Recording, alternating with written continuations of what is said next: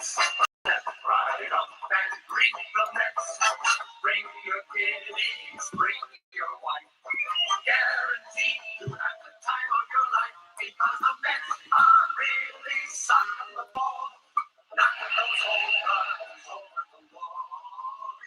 East side, west side, everybody's coming down to meet the METS Mets of New York. Oh, the butcher and the baker and the people on the streets, where they go to meet the Mets. Oh, they're hollering, jumping in their seats, where they go to meet the Mets. All the fans are true to the orange and blue, so hurry up and come on down, 'cause we got ourselves a ball from the Mets of New York town. Give 'em a yell! Give 'em and let them know you're rooting and you stand. Come on and meet the Mets. Meet the Mets. Step right up and greet the Mets. Bring your kiddies, bring your wife. Guaranteed to have the time of your life because the Mets are really sucking the ball. Knocking those home runs over the wall. The east side, west side, everybody's coming down to meet the METS Mets of New York.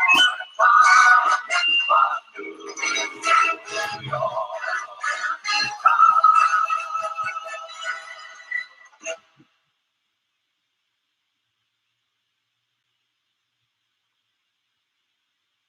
Welcome everybody, this is CP Cards and Dice, and welcome to your home for tutorials, strategy, player profiles, history reviews, tips, tops, baseball cards, rants, unboxings, and lots of chat.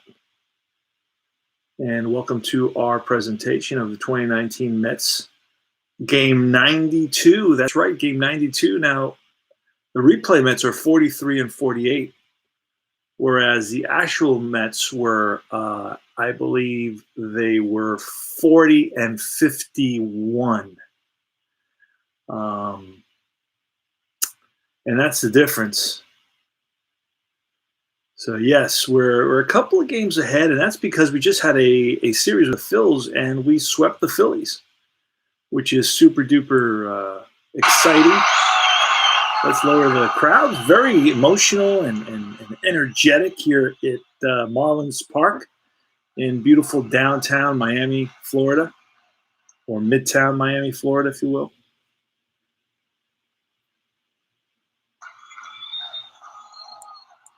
And today you're going to have pitchers Zach Gallen for the Marlins against Noah Syndergaard. That's one of the reasons I am broadcasting this game. Noah Syndergaard is always a treat to watch or hear, if you will, or to play with on the tabletop. And Mets are in Marlins Park. Marlins Park is not really a power hitters park. As you can see, only on a roll of a 0 or a 10, if you will you get a home run on the when it comes to the deep drive park chart. So that is going to stifle the Met offense just a little bit. And there's a lot of outs in the outfield. So that's one thing we're going to have to deal with. Probably play a little bit more conservatively and maybe perhaps steal an extra base or bunt somebody over. The lineup, let's see. Let me get that into focus. The lineup is going to be led off by Jeff the Flying Squirrel McNeil. And it's going to be Michael Conforto. Michael Conforto is in center field. McNeil is in right. Then it's Pete Alonso, the first baseman, batting third, the polar bear. Dom Smith, batting cleanup. He is in left field. Robbie Cano, the second baseman, batting fifth. Batting sixth is the Todd Father Frazier at third base. Batting seventh is Ahmed Rosario, number 1 at shortstop. Batting eighth is Thomas Nido, resting, allowing Wilson Ramos to rest. And batting ninth is going to be the pitcher hitting card for Noah Syndergaard. Deep drive baseball gets you every single card. which is a lovely, lovely thing to do. And I really like Deep Drive Baseball. It reminds me a little bit of Strat, a little bit of App, a little bit of Status Pro. It's got a little bit of everything in there. If you shake it all up, this is what you get. So the way you play Deep Drive, it's a 50-50 set. You get 0 to 49 off one side and 50 to 99 off the other, off the pitcher. And every so often off the Deep Drive chart, when that comes up, you're going to get the batter, the park card, the ballpark card. And you got 3 D10, and you read the red first and then the white. And then finally the green will give you an out, or it'll give you other information. I roll a D20 when there's somebody on base. If I roll a 1, because it's 5%, if I roll a 1, it's going to be a potential wild pitch or pass ball, and they come out with realistic frequency. I've played in games where I don't get one the whole week. Here I'll get one every couple of days, which is kind of, I feel it's more realistic. All right, so it also depends on what season you're playing, right? That's another factor. All right, so I'm going to get going to the screen where the ball game begins, and I'm right about to roll. Play ball. Zach Gallen was 3-6 with a 2.81 ERA in 15 games. And he's a right-hander. And here's the pitch. He ended the season with the Arizona Diamondbacks. Now for McNeil, that's a deep drive on the deep drive chart. And that's going to be a fly ball, deep right field, and that's caught. So 1 up, 1 down, F9. That's Anderson out there. I don't know his first name. His first name is Brian Anderson, playing right field. The Marlins outfield is Ramirez from left to right, Ramirez, Riddle, and Brian Anderson. And the infield from left to right would be Walker, Rojas, Castro, and Cooper, and behind the plate is Alfaro. So 1 up, 1 down. And this game gets moving, so it moves pretty quickly, so I can take a little extra time at the beginning. Yesterday we played a 40-some-odd minute game, and that's with me doing play-by-play and cutting in there and talking. All right, this is going to be a ball 4. That's high and away on Michael Conforto. So he walks. That's the second-place batter. Trots down onto first, and then we're going to see. We may throw a dive for. He's a +1 here. Let's check out and see what Alfaro is. Alfaro is a -1, so that's a 0. So Conforto is not a really great base stealer. He's a 1B, but we will roll. Just if we need something really low. Nope, we don't get it. So it's Pete Alonso now, and we're going to be rolling with the extra point die to see if there's a 1 there. There's no 1, so then we look at the 83. That's going to go off Zach Gallen. I called him Zalen, Zach Gallen. And that's going to be defensive check. And this is not going to take very long at all. And we roll a 64, and a 64 tells us, says 64, third baseman fielding rating. So if the third baseman is Walker, if he's at least a 3, it's going to be a single. Now, I highly doubt that he's a 4, but, I've been surprised before. So a 3, if he's anything less, is a single. If anything is less than a 3, it's going to be a single plus, and that means something else. Let's see what happens. So let's look at Walker and see what he is. And Walker is, I think he was the 4th place batter, I believe. Let's see if I can get them. He's a 2, so that's basically what I thought more or less he was going to be. At least a 3, maybe a 2. So that's going to be a single plus, and Conforto with 1 out. Conforto, if he were fast, he would automatically go to third, but he is not. He's just kind of an average player. So with 1 out, you know what? We're going to try to roll to get him to third, and that's going to be a 79. I think he's going to be thrown out. You got to be very careful about moving players over. They do get thrown out. It's a 20% chance, usually about a 20 to 25% chance that they get thrown out. So a 79 would basically has him runners out. So he gets thrown out by JT Riddle at third base, which was not a good move. I should have played it safe. So let's go to the detail. So it's going to be a single, and then the runner on second is going to be out at third, and it's going to be center fielder Riddle to third baseman Walker. All right, so Pete Alonso is on with a single. There's 2 outs now, so you got to be cautious and you got to be respectful. You can't be running around. So you got to be thoughtful about it. That's really ultimately what it is. I could have held him up there since I didn't have the advantage. 2 outs, he would have been to first automatically. To third automatically. So that's how the game plays. I mean, in other games, you can move about the field, the base paths like there's no fielders around. But not in this game. You got to be very, very aware of what exactly is going on. 93 and a 5 is going to be a soft grounder to the shortstop Rojas, and he charges bare hands and fires to first in time to get Smith, and that retires the side. That's a 6-3 and a great play by the shortstop Rojas. All right, we go to the bottom of the inning. It's had 2 hits. Sands scored none. Bottom of the first, it's Rojas after that nice play. He's a right-handed hitter, a 72, and that's going to be a strikeout. So Rojas down swinging a 99-mile-an-hour fastball blows by Miggy Rojas for the first out. Next is Garrett Cooper, and that's an 11 off Cooper. That's a grounder, and that's through the left side. Base hit. 1 out single. Now Cooper doesn't steal, so he has no steal ratings. He does not steal. Brian Anderson is next. And we got to roll that for the wild pitch. We don't get it. It's an 89 and a 3. And that's going to be a slow grounder to third base. And Frazier charges, scoops it, fires to first in time. Runner moves to second on that. Beauty about this game is it has the slow, the medium, and the fast grounders. And depending on what type of grounder it is, it leads to a different result, which is beautiful. I mean, that's the essence of baseball, really. You can do so much with a slow grounder, whereas other games will just have, hey, that's a GB. That's it.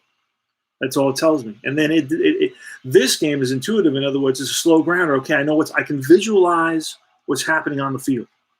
It's a slow grounder. The guy has to charge it. That's the first thing. You can't wait back for it. So you're gonna be rushed. You can have only one play, and that's the first base. Okay. So these are the things that are happening in front of my eyes, and it brings the game to life. That's the power of this game. This, again, like I said, a lot of people don't know about this game, but it's definitely a hidden gem for sure. All right, so it's Neil Walker. Neil Walker was the let a ball get by him. It wasn't an error. It's just a ball that he did not get to at third base. Not a very good third baseman. And this is a 25. A 25 is going to be a strikeout. Strike 3 on Walker. And Starlin Castro. Oh, no, that's it. That ends the inning. That's good. All right. So Robbie Cano now is coming up against Zach Gallen. Zach Gallen was 3-6 with a 2.81 ERA. So that's a pretty impressive ERA. A 66 is going to be strike 3 on Cano. Swings and misses. 1 up, 1 down. Next is Todd Father Frazier, and that's a 73. Strike 3, back-to-back Ks. So, 2019 is a season of Ks. Everybody gets a lot of Ks. It's a 19 off Rosario. That's strike 3, and Galen strikes out the side. No surprise. Bottom of the second, Starlin Castro. Syndergaard, 98 and a 9, and that's a fly ball center field. Michael Conforto under it makes the catch. Howard Ramirez, that's a 24, and that's strike 3. Noah Syndergaard blows a fastball by Ramirez. Lineup, I didn't go over the lineup for you, but it's going to be Rojas leading off, Cooper batting second. The right fielder, Brady Anderson, in the third spot. In the cleanup spot is Neil Walker, the third baseman. At second base, it's in the fifth spot, it's Castro. Starlin Castro batting 6th is the left fielder, Ramirez. Then it's the 7th place batter is catcher Jose Alfaro. Batting 8th is JT Riddle, the center fielder. And batting 9th is Zach Gallen. Here's the pitch to Alfaro. That's a 0-6. And that's line base hit to left. Alfaro frozen rope to left field, and Dominic Smith plays it on a hop. Alfaro's very slow. Catchers normally are. They just, and that has to do with the metrics, not because he's a catcher, but they don't score a lot of runs, and this is all based on the metrics of run scoring. JT Riddle now, he's a lefty specialist. He gets no special advantage because of that. And that's an 11. That's going to be strike 3. And Noah Syndergaard brings a 101 mile an hour fastball past the flailing bat of JT Riddle. And it's Thomas Nido leading it off now. That's a 0-0. That's a deep drive off the bat of Nido. Back left center field. Back goes Ramirez. Way back, and that ball is gone. Thomas Nido gives the Mets a 1-0 lead. Now Nido, that's his 3rd home run of the season. So he's happy about that, that's for sure. And the only way we would have gotten that is if it was a 0. I wrote 3 zeros. You needed a 0 because look at that. That's the only number that would have been a home run on. Because that low is definitely going to have a park symbol, which means, hey, look at the park. From 0-0 to 19, you got to look at the park. And I did, and it was a home run. Great little game. You knew that was a deep drive. It just the question was whether it was going to carry over that wall or not. And it's Syndergaard now. And there's the pitch. It's a 23. That's going to be a strikeout. That's the first out of the inning. And it's the flying squirrel, McNeil. That's a 55 off of Zalin. That's a ground ball up I call him Zalin again, up the middle and through for a base hit. So McNeil's on with a single. Michael Conforto next. We're going to throw that 20-sided, looking for that 1. And that's an 18. And that's, there. He gets him in the ribs. Ouch. That hurt me. So Conforto, slow rebounding. It got down on one knee from that pitch. And the trainer's coming out and take a look at Conforto. Let's look at that again.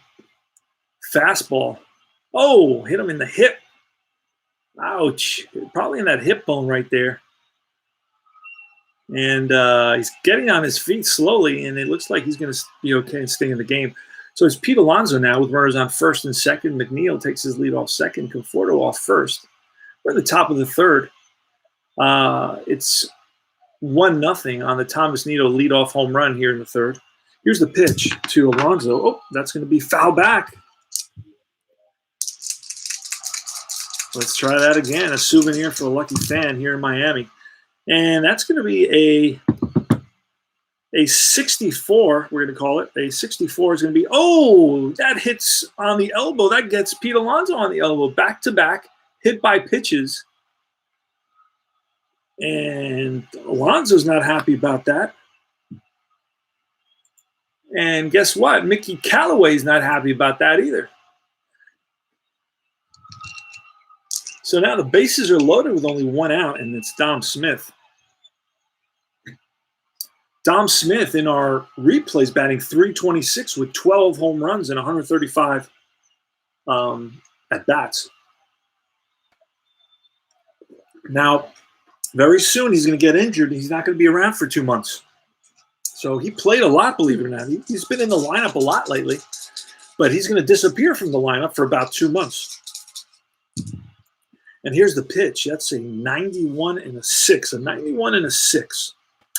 That's going to be an out, and the 6 is going to say a medium ground ball to second base. So that's going to be Starlin Castro. He's going to flip to Rojas to throw to the first. Low and scooped by Cooper, but not in time. So that's going to be a 6-4. Run's going to score there. And we're going to get that a 6-4 run scores. So an RBI for Dominic Smith.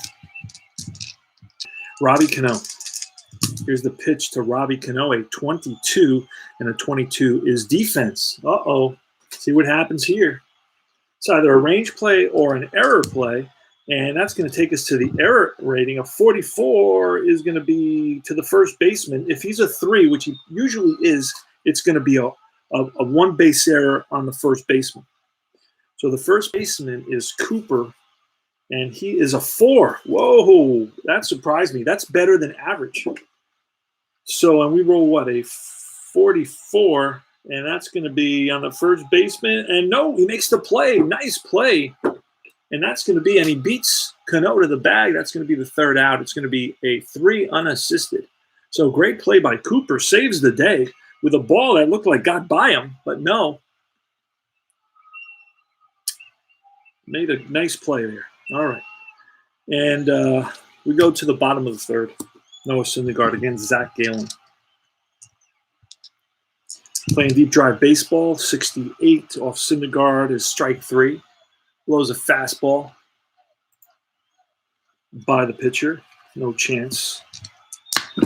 Okay. And now it's Miggy Rojas, a 95 and a 4, and that's a medium grounded, a shortstop, scooped by Rosario. Throw to first in time, 6-3. Garrett Cooper, snake eyes, and that's going to be a ground ball and through the left side. Dom Smith feels it. 2-out single for Garrett Cooper, and Garrett Cooper is not going to be stealing. Going to be rolling that 20-sided die, looking for that one. We don't get it. Here's the pitching, 26, and that's going to be strike 3. Anderson down, swinging, and that retires the side. So it's realistic with the strikeouts. A lot of strikeouts in modern baseball nowadays. Todd Frazier leading off the top of the fourth. We're going to try to move it. A 97 and a 6 is off the pitcher. And a 6 is going to tell me that it's a medium grounded to Castro. And he waits on it and throws over to first. 1 up, 1 down. Todd Frazier's out. Ahmed Rosario, a 92 and a 0. And that's going to be lined and caught by the shortstop. Miggy Rojas timed it perfectly. Got up there and brought it down. Line out to 6. JT Riddle now. Oh, no. Now that's the end of the inning. Wow, that's that. Oh, wait. Wait a second.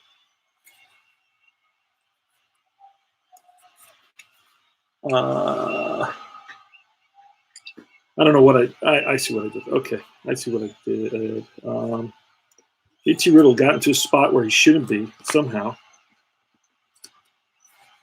Let me make sure he's in the spot where he belongs. He's there. Okay. Thomas Nito. That got me confused. That threw me totally off. That's an 87 and a 2. It's a comebacker to Galen. Feels his position, and that's an out.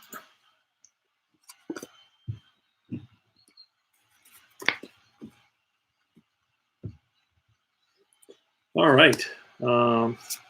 Syndergaard against Neil Walker. Here's the pitch. That's a 36, and that's going to be a hard hit ground ball to the shortstop. Rosario scoops it, rifles to first in time.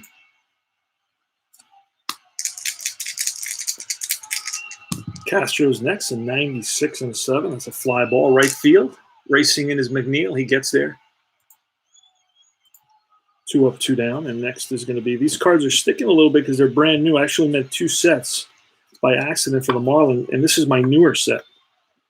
And they look so pretty, I said I had to use those. That's the nice thing about a PDF. You can make as many sets as you want, so if they get damaged or whatever happens, you spill coffee on them, hey, just make another set. 68, and that's going to be off Syndergaard, and that's strike 3, and Ramirez down swinging, that retires the side. The top of the 5th, Noah Syndergaard up. That's a strikeout. Next is the Flying Squirrel, Jeff McNeil. A 26, and that's going to have to roll on the defensive chart. Probably our third defensive chart. A 96 takes us to a fly ball to right field. Brady Anderson is out there. Let's see what he is in right field. He has a 1 in right field, so that's gonna drop in for a single. A 96 is going to drop in for a single for sure. And it drops in front of Anderson. So McNeil is on with his second hit of the day. Michael Conforto's next. We're going to roll it to see if we got a 1. We don't. That's a 16, and that's ball 4. So Conforto walks. Pete Alonso now. Again, Zach Gallen runs on first and second. 1 out, top of the 5th. The Mets are up 2-0. Here's the pitch. That's a 68, and that's strike 3. And Alonso strikes out. Dom Smith now. There's 2 outs, a 72, and that's going to be a K and inning over. Back-to-back Ks for Zach Gallen to get out of a little jam that he was in. Jorge Alfaro against Noah Syndergaard, bottom of the 5th. That's a 51. That's a deep drive. Uh-oh. And Alfaro's got some power. Hit 18 home runs. He's got 8 on the season in the replay, but it's tough to hit one here, and that's going to be caught. That's going to be a 7, which is a deep drive right field. Back goes McNeil to the track and makes the catch. Looked like he was going to carry, but it did not have it. All right, Riddle. JT Riddle with 1 out. Here's the pitch. It's a 60, and that's going to be line base hit. Riddle singles. A 1-out single, and it's going to be Zach Gallen. We're going to be bunting here. Let's see. A 90 and a 5, and that's going to be a successful bunt. Say bunt back to the pitcher, and Cano is going to cover. So it's a sacrifice hit. And it'll be to the pitcher. Okay, so runner on second base. Going to roll for that. I think we got to roll twice just because. There you go. All right, so 90 and an 8 is a fly ball center field. And that's gonna be it. Right there is Conforto makes the catch, and we go to the top of the 6th. It's gonna be Robbie Cano leading it off for the Mets. Gallen can go 9, so he's gone. He's gone 5.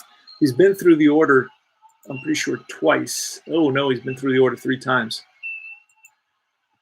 So it should be a pitching change. So hang out 1 second. I need 30 seconds. Actually, I need a minute. Got to get the door. Hold on.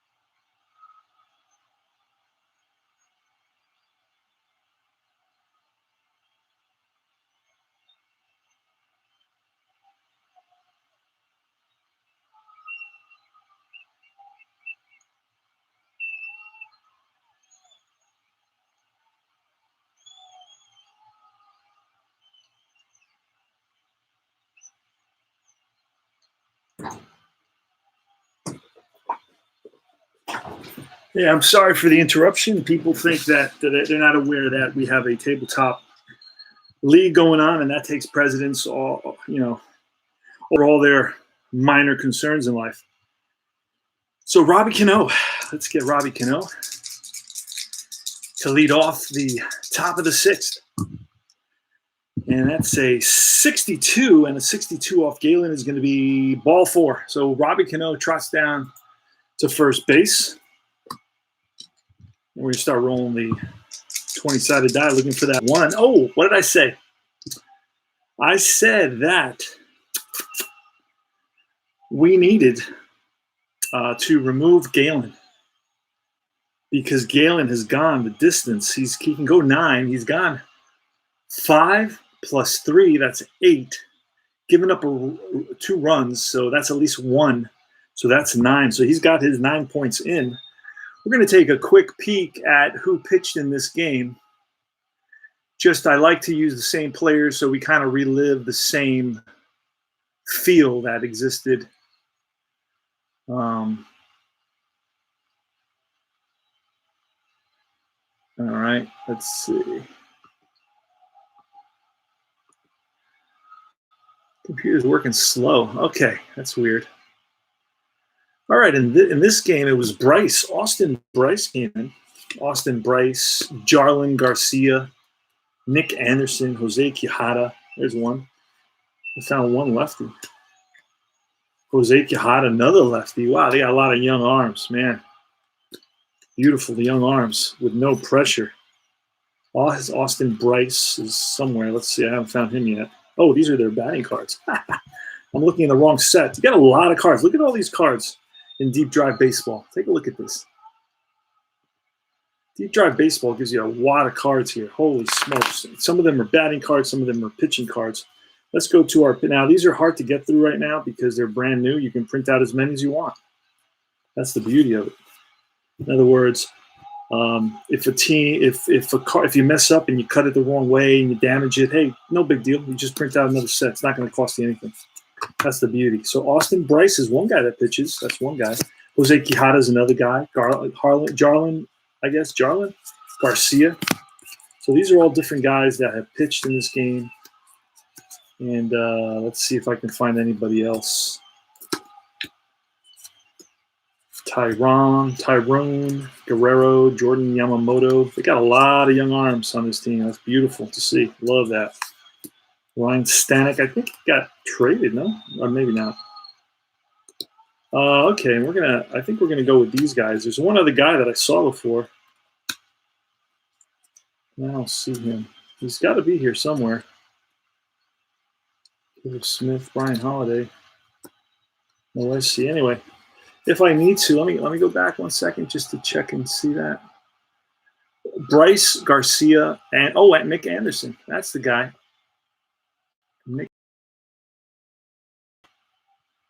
Because I think Nick Anderson was traded to Tampa Bay. But I was pretty sure I already had pulled Anderson for a previous series with the Marlins. So he should be here somewhere. Anderson should be here in this set. And let's see again. You know what? He's in the other set.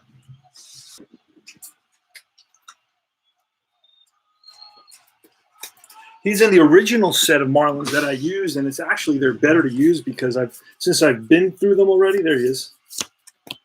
Since once you go through the deck a few times, I think the natural oils from the hand, they get onto the cards and they're much easier to manipulate. They don't stick together anymore. Look how easy this is to move.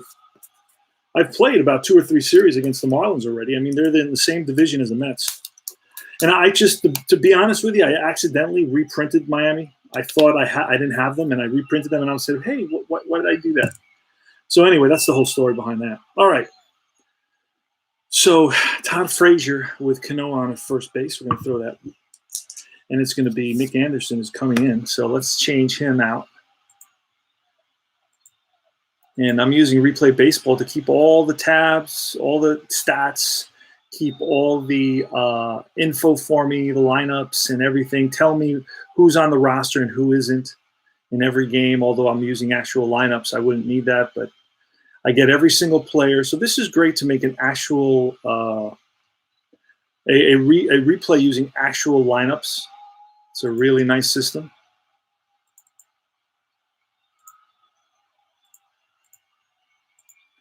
Because you get it all, and if you use the Replay PC game, Lovely, lovely, lovely. That's all I can tell you. All right, here goes.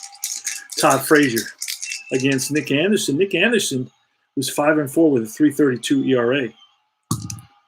That's a 78 off Anderson. The 78 is going to be a strikeout. So Frazier gets rung up. And it's Ahmed Rosario with Cano at first. And 18, that's a 98 and a 0. That's lined. And that could be a double play with one out. It could be a double play. And I'll tell you, nope, it's not.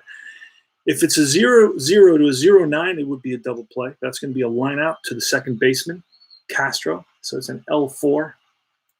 Hit it right on the screws, but right up the middle, and Castro was positioned perfectly there. Thomas Nido now. Thomas Nido's got a home run today. His third home run of the season. And here's the pitch. That's a 74, and that's going to be strike 3, and that retires the side.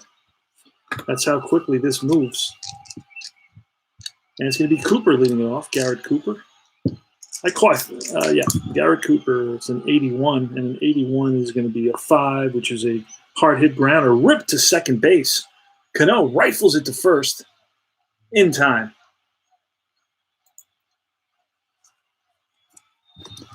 Brian Anderson. That's a 24, and that's a strikeout. Down on strikes. 2 up, 2 down, and it's Neil Walker. So Syndergaard's is pitching a heck of a game until we said that. 0-6 is line. Base hit center field for Neil Walker. He's on with a single. 2-out single. Puts the tying run at the plate in the form of Starlin Castro. Here's the pitch. And a 72 is strikeout. Oh, get out of there, Starlin Castro. Gets blown away by a Syndergaard fastball. And now Syndergaard, he's got a shutout going, so he gets an extra point for that. So he'll be able to go a little bit more. Now that's a 35. 35 is going to be an easy K for – oh, we need a new pitcher, by the way. And we're going to bring in Garcia. Easy K for Garcia.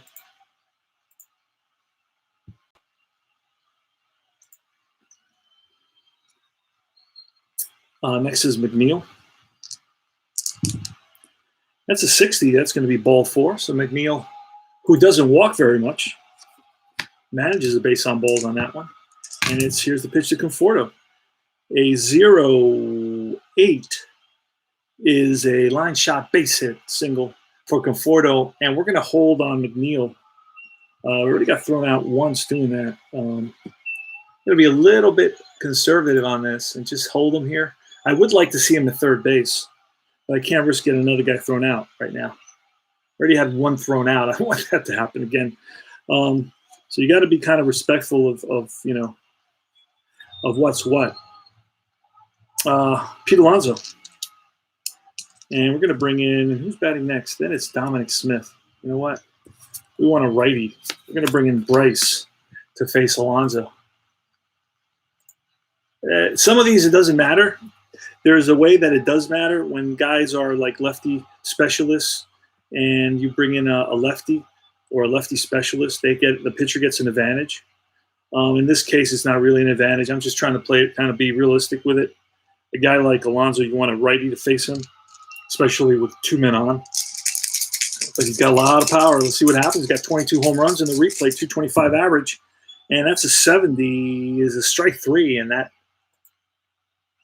makes it 2 outs.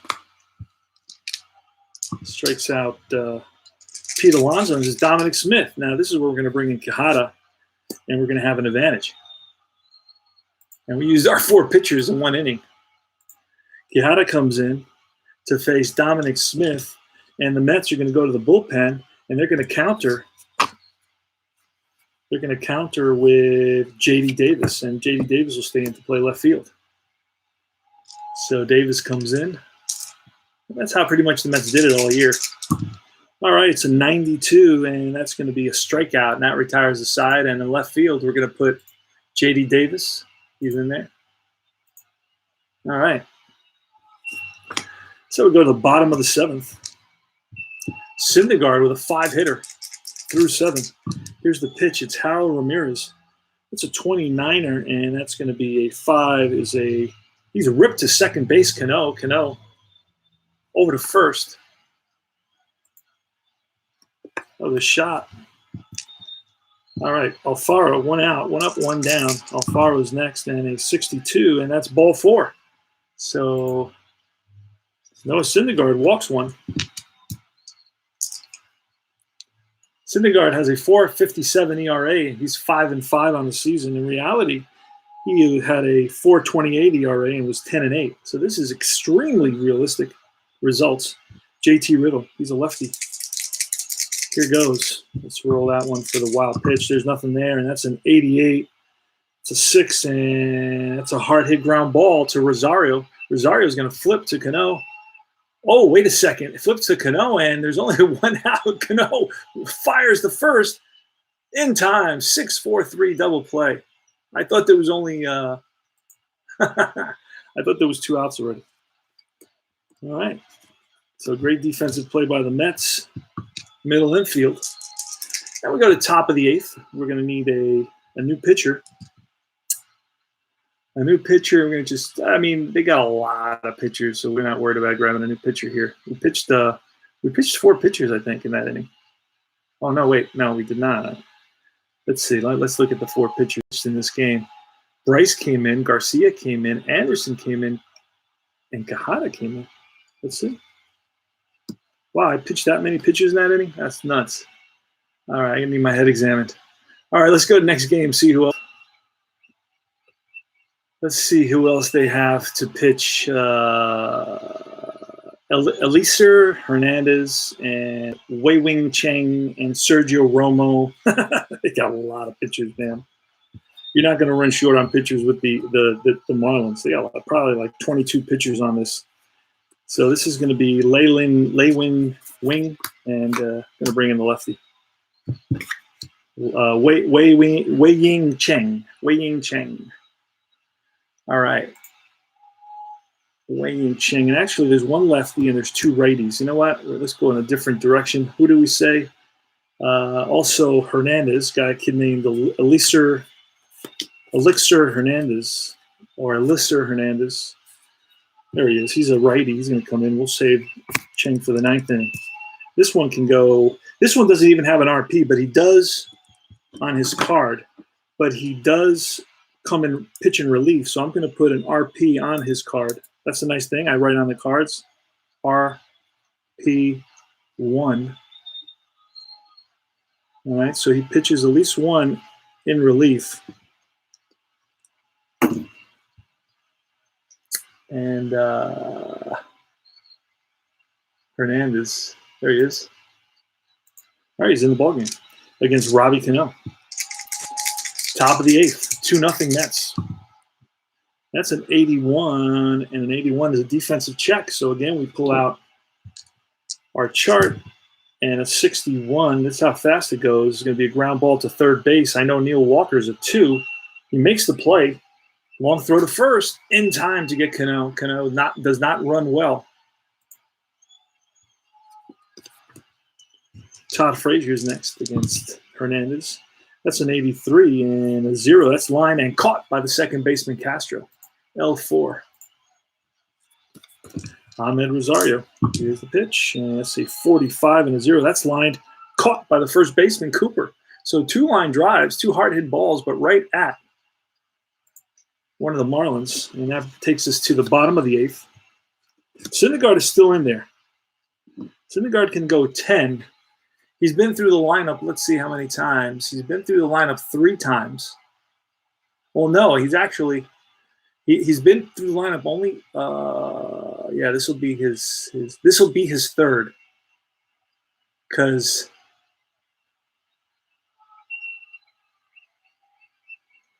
let's see who's getting it right. The pitcher's up right now. So this will be completing his 3rd time through the lineup. So he's only been through the lineup twice. Officially twice. This will be his 3rd time after this batter. So right now he's pitched 7 innings twice. He hasn't given up any runs. So he could still go this inning, which is the 8th. Let me check one other factor. Let me look at the play-by-play. if he has pitched 3 consecutive innings where nobody has reached, right, and that would be the bottom of the 7th. It was, no, one guy reached. So that way, it didn't happen there. Let me look. Let me go up. Bottom of the 6th, another guy reached. Okay, yeah. So the guys have been reaching on him. So he's not going to be able to go the whole 9 innings for the shutout. This will be his last inning. All right, and that's cool. I'm good with that. We're going to get a pinch hitter. Pinch hitters that were used were a guy named Puello. And let's see if we can find him in the deck. A guy named Puello. Cesar Puello. So he's going to come in and pinch hit. He was used to pinch hit. Cesar Puello. There he is. They got 4 guys in their roster. Holiday, Rivera, Granderson, and Puello. Puello, hold on a second. He's a righty, so why not use a lefty? Granderson is a lefty, and Granderson is around and is healthy, so he's playing. So we're going to look for, although I'd like to bring Granderson in. Nah, just going to pitch him now. I'm just going to pinch hit him now. Granderson. There you go. Curtis Granderson comes in to pinch hit against, and Curtis Granderson's an ex-Met. He was with the Mets, I believe, about 4 seasons. He was in that 2015 World Series the Mets were in. That was a surprise for me, for sure. Let's see where we're at here. Hey, there's Ben. There he is. Did the Mets have a losing streak? No, they won 3 in a row. No losing streaks right now. That chart is very confusing. Yeah, that was like it took me a whole 15 seconds to figure out. That's too much time out of my life. All right, Granderson. Here's the pitch. 0-5, and that's going to be ball 4. I thought that was going to be something, a deep drive, but no, because Granderson had a very low batting average. He batted 183 and almost 363 plate appearances. So he doesn't have a lot going on his card in terms of the offense. That's pretty funny, but he does manage a walk. He always does have a good eye. It's 0-5. 0-5 to 11 is a walk. His on-base percentage was 100 points higher than his batting average. So he does walk. And that's going to bring up Miggy Rojas. So the tying run is going to come to the plate now. So the Mets have pitchers warming up in the bullpen.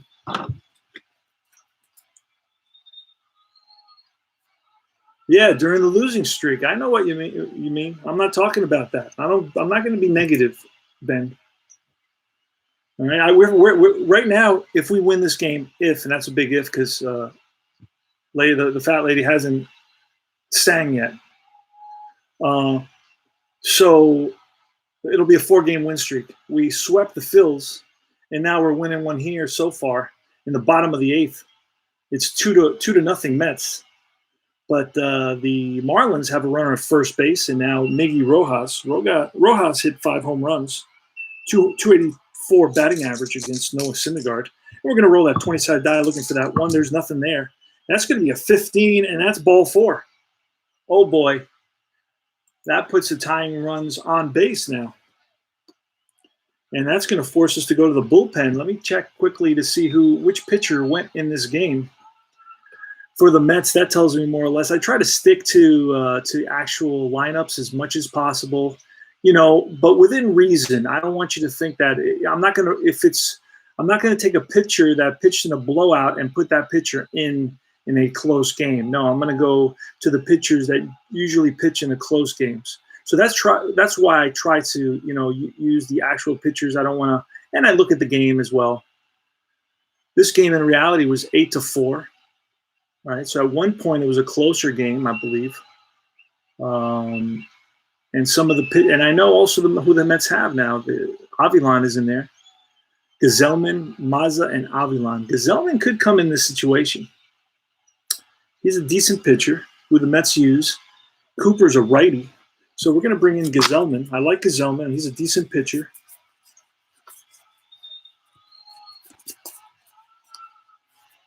All right, so Gazelman's coming in there. He's going to take over for Syndergaard. Don't trust Syndergaard anymore, not after those 2 leadoff walks. Back-to-back walks to lead off the bottom of the 8th inning. And Gazelman's in there against Cooper. This is where the Mets lose a lot of ball games. So let's see what happens. Let's see if the Mets can hold on. Let me take a quick sip of my Bai antioxidant cocoa fusion. The flavor is Molokai coconut. It's got 1 gram of sugar, no artificial sweeteners. How the hell did they do that?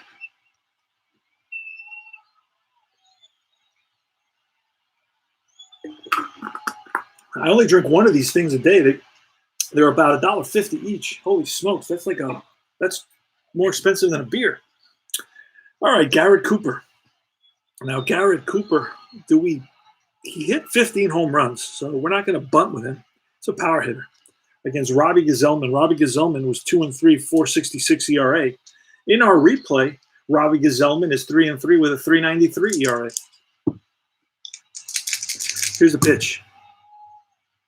And that's a 45. That's going to be an out, a 1. It's pop foul, and that's going to be the first baseman over. Alonso in foul ground near the stands, and he makes the catch. So that's a foul out to 3. So that's exactly what the doctor ordered. Let's get another one of those, and let's get out of trouble. All right, it's Brian Anderson now.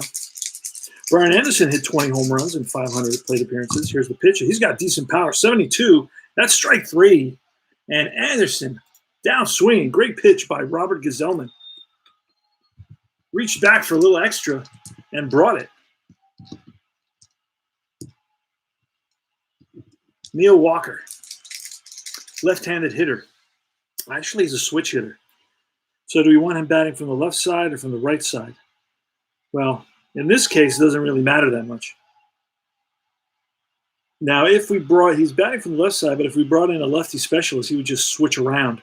I wouldn't get an advantage. So we're going to let Gazelman go after Neil Walker. He's an ex-Met. He played with the Mets a couple of seasons. Here's the pitch. Oh, a 66, and that's a hit by pitch. And Walker gets plunked, and that's in retaliation for the 2 Mets that were plunked earlier. But I doubt that because Gazelman wouldn't be loading the bases now and putting the tying run at second base in scoring position. So that was not, that was not intentional at all. There's no doubt in my mind that was just the ball that got away from Gazelman. Tried to be too fine with Walker and ended up nicking him in the elbow, and that sends him down to first base, loading the bases here in a 2-0 game. The Mets are up 2-0 in the bottom of the 8th, but Gazelman is in a pickle. For sure, the bases are loaded. There's 2 outs, and it's Starlene Castro. And I'm going to double-check something real quick, very, very crucial. I want to check and see if Seth Lugo pitches in the next game, because I would really like to bring Seth Lugo into this game. He's like their best relief pitcher. And then I'll bring in their worst relief pitcher, unfortunately. According to the rules, you got to bring in the closer, whoever he is, regardless of – only if he's been used, and I think my boy has been used, but he's been used and abused. Yep, Seth Lugo and Diaz both come into, and let's see, this game is on a Friday. Let's see if they rested yesterday. This is July 12th. Let's see, and the last game was, I see what happened. Wait a second. Okay, so I'm going to bring in Seth Lugo here. Seth Lugo is my go-to guy. Seth is my go-to guy.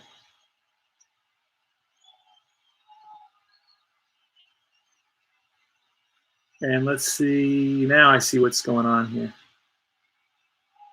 Yeah, Seth Lugo is my go-to guy, so I'm bringing him in. And then I will bring in Diaz.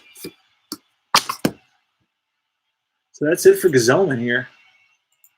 Lugo's in there now. Gets the call. And Lugo had a 2.70 ERA with a 0.90 whip. In our replay, Lugo is not doing that well. I mean, he's doing close, but he's got a 3-3 record with a 3.05 and a 1.03 whip. So it's very close. The whips are very, very close in this replay data. All right. So bases are loaded. Bottom of the 8th. Walker on first, Rojas on second, and Granderson on third. And it's Starlin Castro. Castro batted .270 with 22 home runs and almost 700 plate appearances. He played in 162 games. And here's the pitch from Lugo. Looks in for the sign. And that's a 95, a 6. A 95 is off Lugo's card, and a 6 is going to be a medium grounder to Cano. Cano is going to flip to Rosario, and that's the inning. So Seth Lugo comes in and gets the Mets out of the jam. We go to the top of the ninth. We go to the top of the ninth.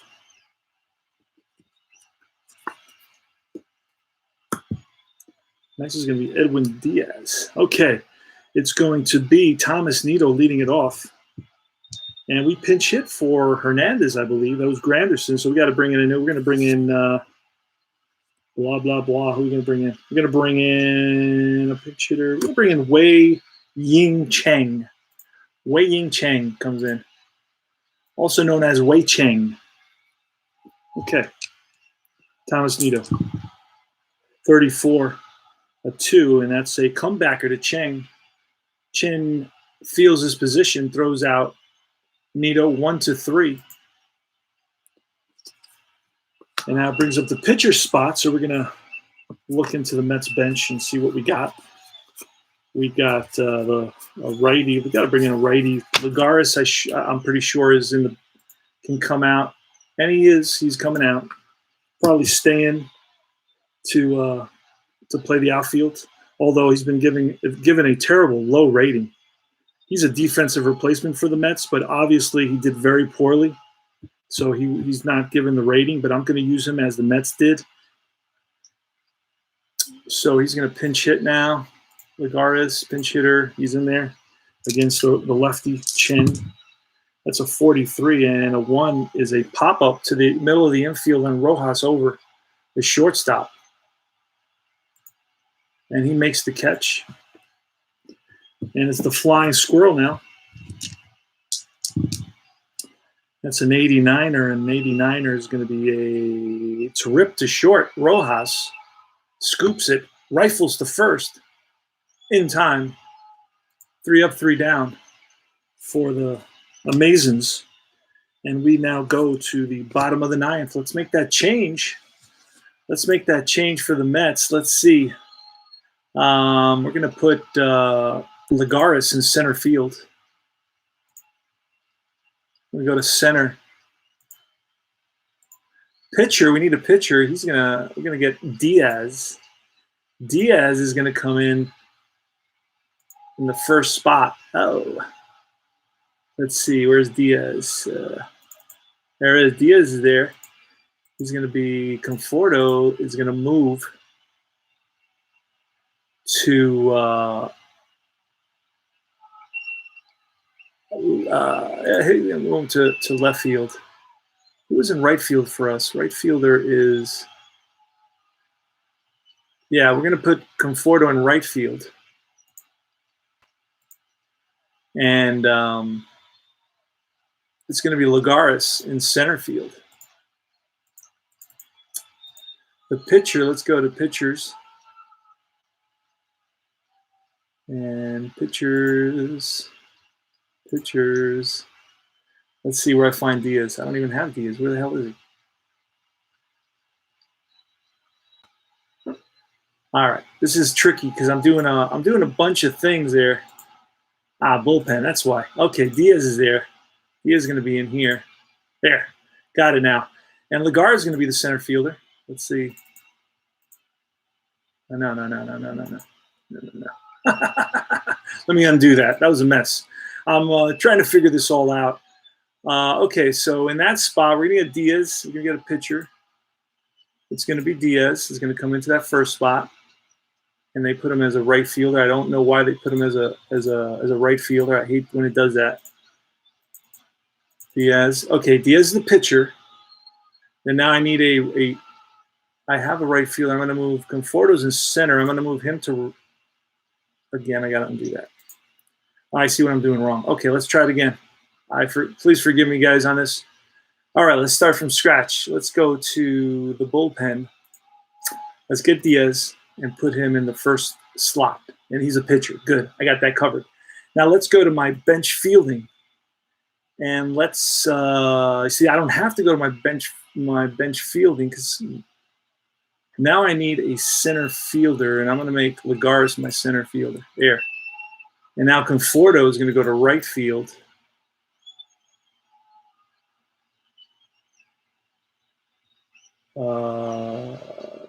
Conforto is going to go to right field. There he is. I got it. Ha ha. Wow. Confirm. Boom. Okay. Just got to get used to it. I'm still new to a lot of these. I'm always learning something new. So, all right, here we go. It's the bottom of the ninth. Edwin Diaz, nightmare. We got the outfield consists of J.D. Davis in left, Lagares in center, and then Conforto in right. Nito's behind the plate. The infield is Frazier at third, Rosario at short, Cano at second, and Alonso at first. And and Edwin Diaz, who had a horrible 2019. He had a 5.59 ERA, a 2-7 record. He blew a ton of games and gave up 15 home runs in the ninth inning, most by any reliever in the major leagues. All right, so it's Ramirez. Here's the pitch. And that's a 70, and that's going to be a strikeout. So Ramirez down swinging, and Alfaro's next. George Alfaro. That's a 60, and that's a line drive base hit. Left center field. J.D. Davis cuts it off. That brings the tying run to the plate. J.T. Riddle, lefty, specialist. And that's a 12. Nope, we got a 50. That's a deep drive off Edwin Diaz. Uh-oh.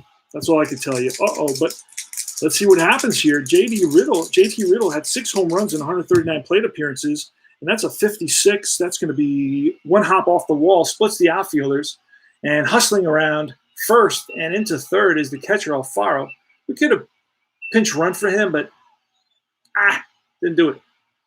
What do you want me to say? All right. Not because that run isn't as important as Riddle's run, and Riddle is fast. So that's the guy that we really care about.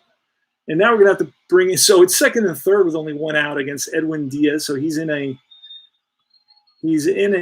situation here. And we're looking to see who we used. We're going to bring that boy. What was his name again? Let's see who we have to pinch hit first of all. We got Rivera and we got Puello. They're both there. Okay, so we're going to use Cesar Puello, who was a guy that was being used at that time. So he actually pinch hit a couple of times in this series. So we're going to use Puello. All right, so Puello's up with second and third. So the tying run is at second base against Edwin Diaz. Let's see what happens here. We're going to roll it twice because I think we didn't roll it last. Oh, we may have rolled it. Anyway, it doesn't matter. Okay. Edwin sucks anyway. Cesar Puello. Second and third. So a single here, a single plus will score Riddle. And that means, what does that mean? That means a single in the gap. Not a single right at an infielder or an outfielder, or a single to an infielder, an infield single. It's got to be a single in the gap. Here goes.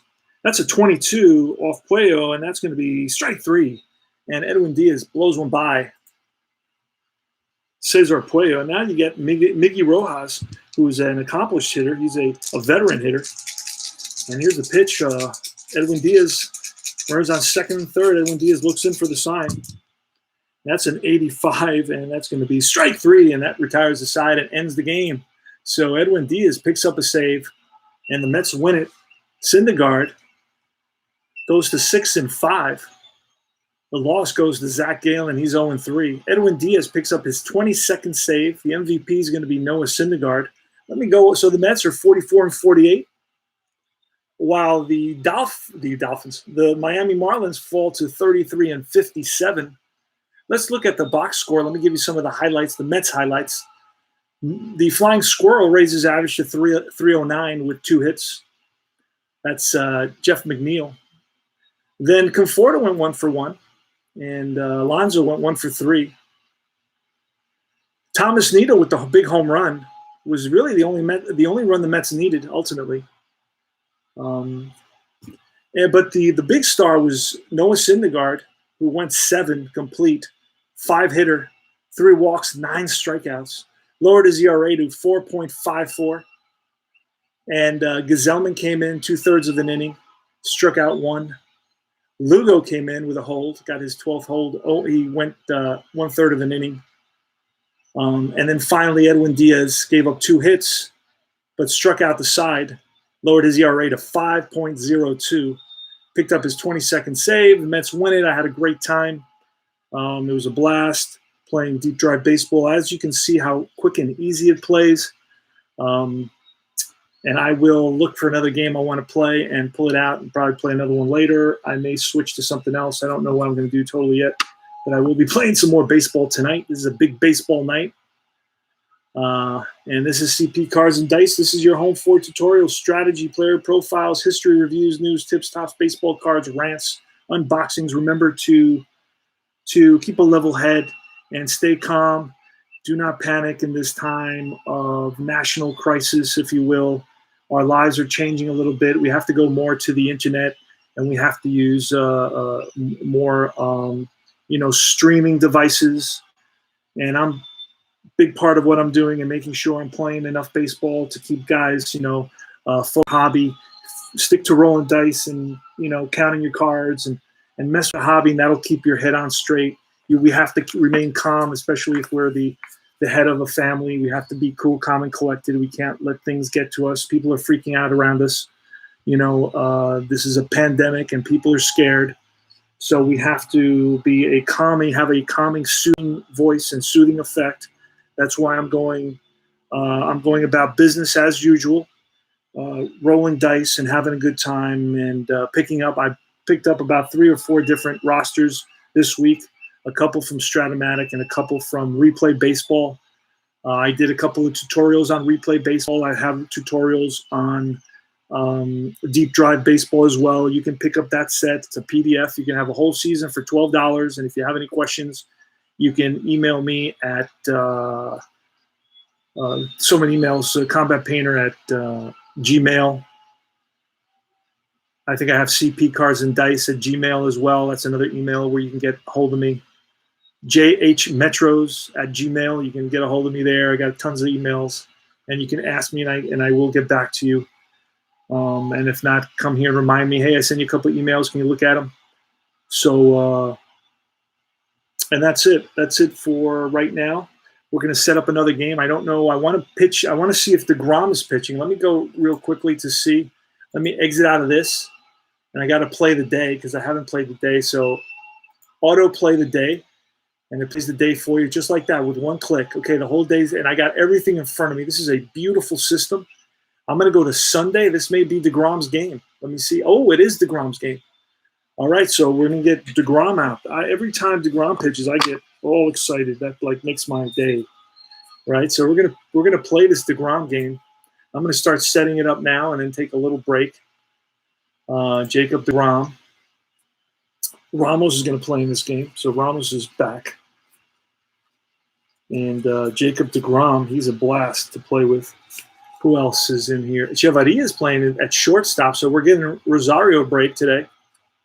And that's it. Those are all the changes that I need to know about for the Mets. Let's see if we can find Echevarria. And I can usually find him fairly quickly. This is all the players. This is a huge amount of players.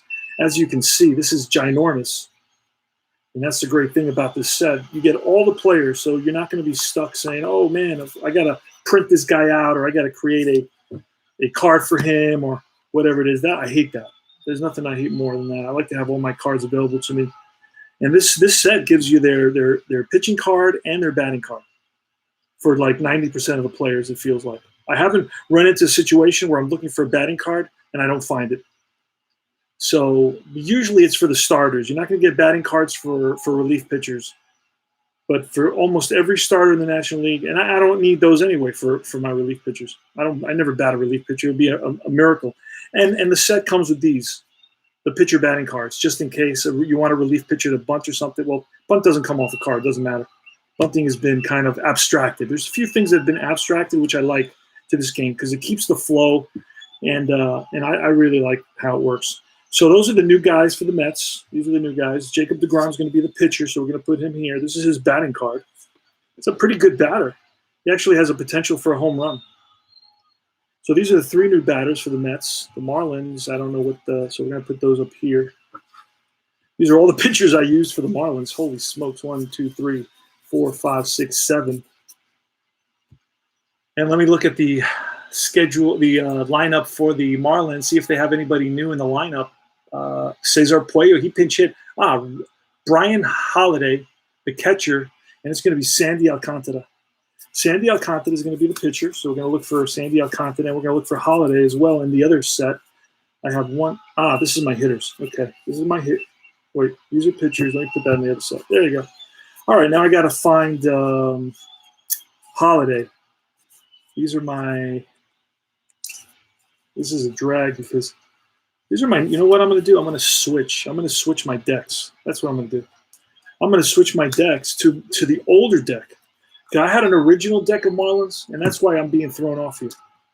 Because I can barely move through this deck. All right, there you go. That's much nicer. Look how quick that goes. So this is going to be Granderson is in this game. Granderson is in this game. Cooper is in this game. Anderson, Walker's not in this game. Oh, wait, he is in this game. Back in second. Castro's in this game. Rojas is in this game. Alfaro is not. He's going to get a rest.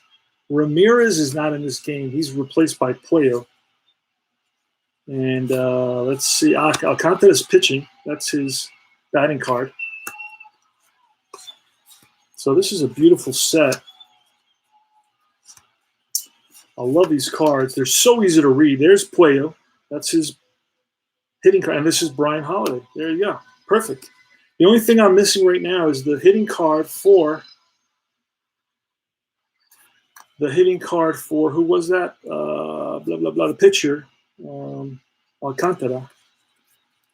And I don't see it. I may have to pull it from the other set. Let's see. This is everybody here.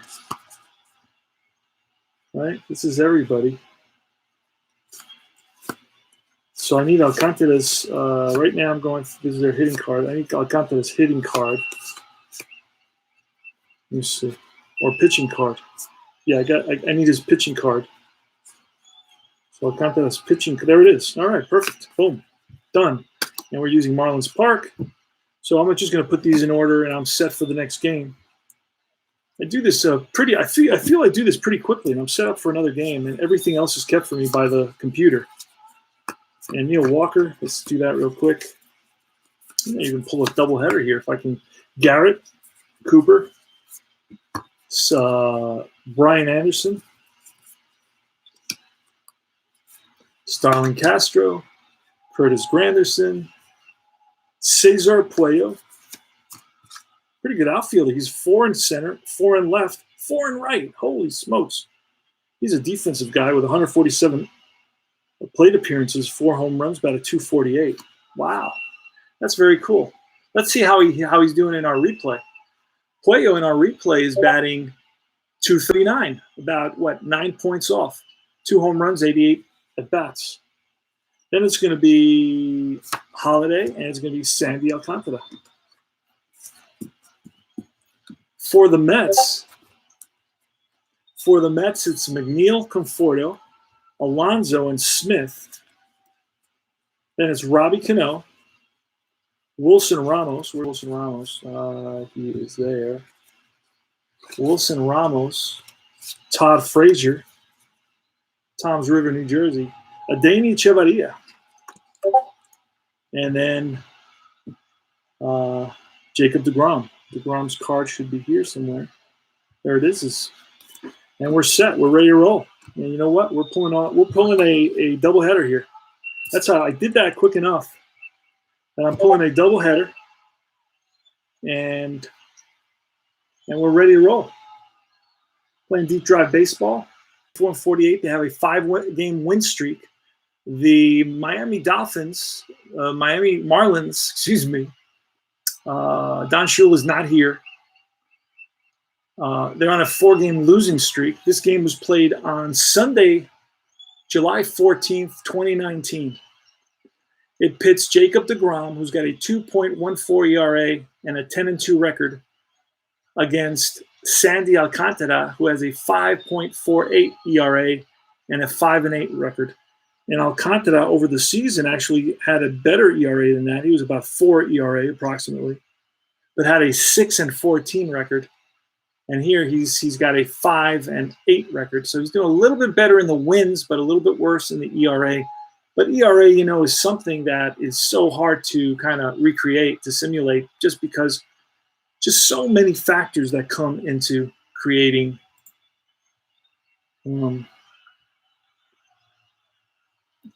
all right, so it's going to be Alcantara versus Jeff McNeil. Jeff McNeil's batting .309 with 9 home runs. This is game 93 in our 2019 replay.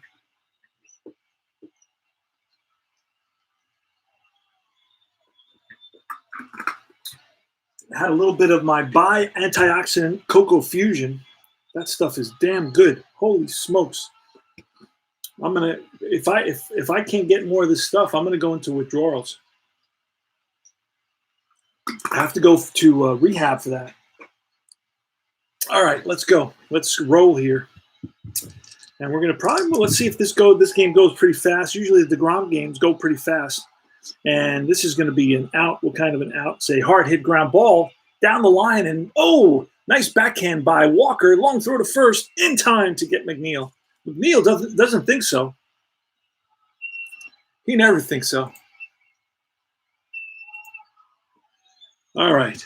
And that's 1 out, 1 up, 1 down. Michael Conforto with 48 and 8. That's a fly ball. Left center field, Granderson. 2 up, 2 down.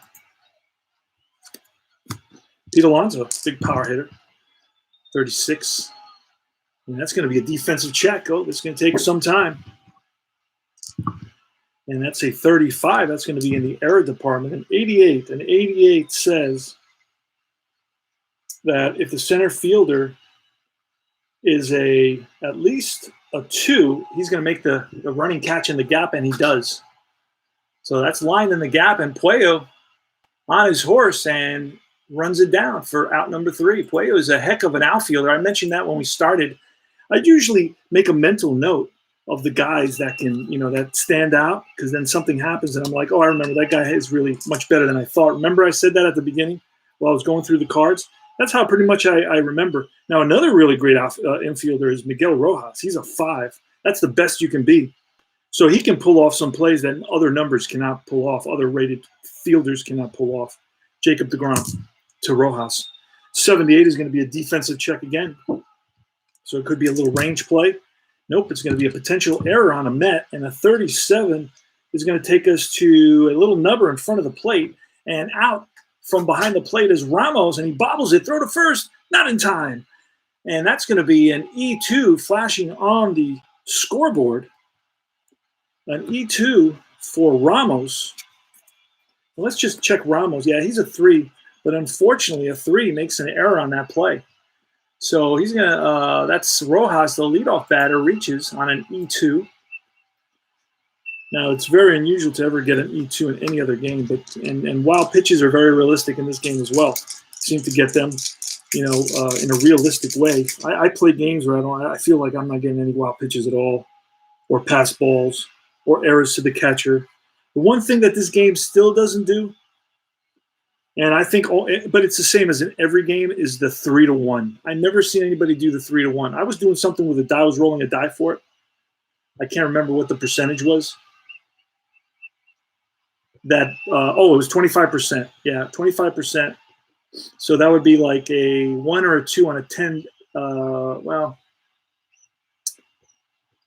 25%. I forget how I was doing that. I was doing that with a 20. I could do it with the 20 on a ground ball to first base. Does he flip to the first? Does he flip to the pitcher covering? Neil Walker, switch hitter. Neil Walker has got 6 home runs, batting .297. We got to roll that for the wild pitch. Nope. And it's a 65 off deGrom. That's going to be a K. deGrom strikes out Walker. Next is Garrett Cooper. Garrett Cooper, right-handed hitter. He got 15 home runs in reality for the season, 78. That's going to be another defensive check. So far, we've had a bunch of defensive checks early on, a 95, and that's going to be a little flare into right field. And who's out there? McNeil. No, McNeil's not going to get there. He's going to dunk in there in front of McNeil, and we're going to double check his. Yeah, he's terrible. And that's going to be a single plus, and if Rojas is fast, he's going to make it all the way to third base, and he is not, so he's going to hold up at second. He had to wait to see if McNeil was going to catch that ball. So it wasn't like he was flying to third. Now, with 2 outs, he would have been flying to third, so he would have made it easily. So first and second, 1 out. So DeGrom's got a mini crisis early on here, and it's going to be Brian Anderson. That's a 60. That's going to be strike 3. Second strikeout of the inning for DeGrom. Starlin Castro. Here's the pitch from DeGrom. Runs on first and second. And that's a 24. 24 is going to be a 5. That's a hard hit ground ball at second base. Cano over to first, and that retires the side. So DeGrom was in a little bit of a crisis, but was able to work through it. Go to the top of the second. Here goes Dom Smith, 74. And that's going to be a defensive check again. Got a lot of defensive checks. Rolling, keep on rolling in there. 22 is going to be a potential error on a Marlin. A 45 is going to be an error on the first baseman, Cooper. So it's a little ground ball, and it's off Cooper's glove, and we're going to double-check Cooper, unless he's something crazy out of this world. He's a 4 at first base. We got good defense on this team. What do we roll, a 45? He's a 4. Even a 4 is not going to save him. Only a 5 would have made that play without making an error. So that's going to be an E3. That's going to allow Smith to reach. All right, and Robbie Cano. And it's a 54. That's a deep drive off Cano's bat. Drives it deep to right center field. See what happens. Not easy to hit a home run here. And that's going to be off the wall. 89. Oh, no, wait a second. No, that's caught. Caught in right field. Brady Anderson. And Smith better get back. He's around second. Throw to first. Not in time. And Smith almost got doubled off. He thought, just like I thought, that ball hadn't been caught and had been off the wall. But no. Great catch by Brian Anderson in right field. Holy smokes.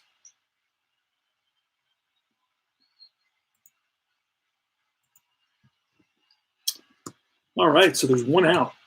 And Ramos. Danny Rogers. The name of the game, Deep Drive Baseball. I have a lot of videos on Deep Drive Baseball, including tutorials on Deep Drive Baseball.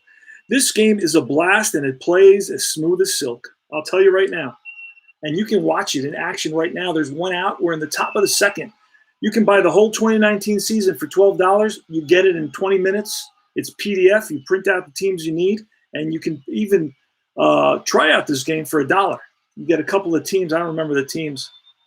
I think I just bought the whole thing. I don't remember what I did. But I said, I'm going to throw caution to the wind and break the piggy bank. And I bought the whole season. And, man, I haven't stopped playing it since. Let's see. It's Wilson Ramos at the plate. There's 1 out. Dominic Smith takes his lead off first. Now, if we wanted to steal, I don't think I'm stealing with Dominic Smith. He's a 1F. That's not very good. But you know what? Just for the heck of it, I'll try it. It has to be a low number. That's not going to do it. All right. Wilson Ramos. Here's the pitch. And that's a 13. That's a ground ball up the middle and through for a base hit. Smith is going to stop at second.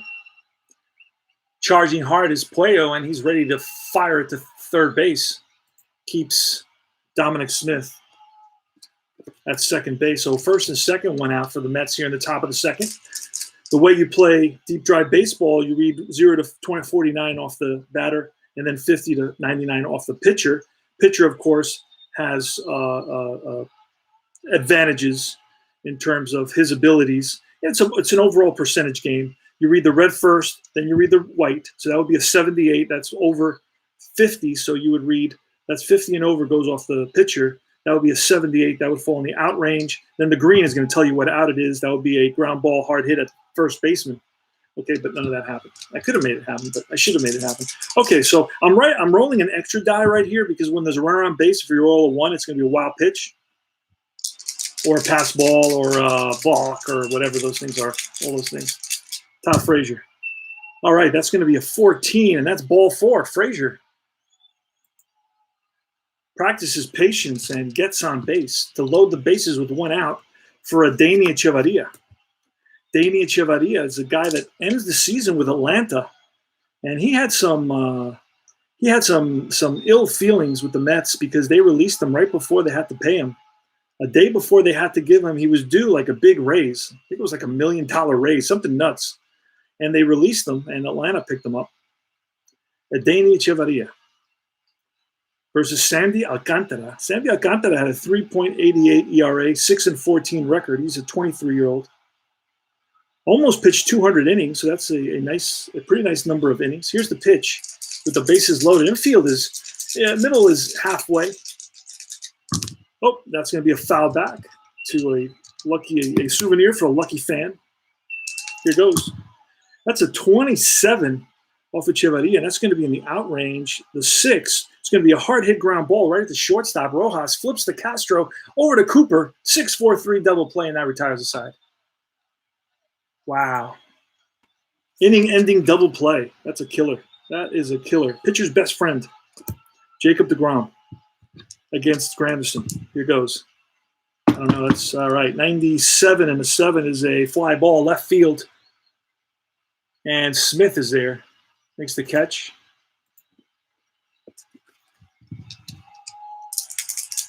Cesar Puello is a right-handed hitter, 68, and that's a strikeout. DeGrom rings him up, and that's 2 outs. Holiday, the catcher, 0-2. That's a deep drive off Holiday's card, and that's way back to left field. 27, and that's going to be caught. Dom Smith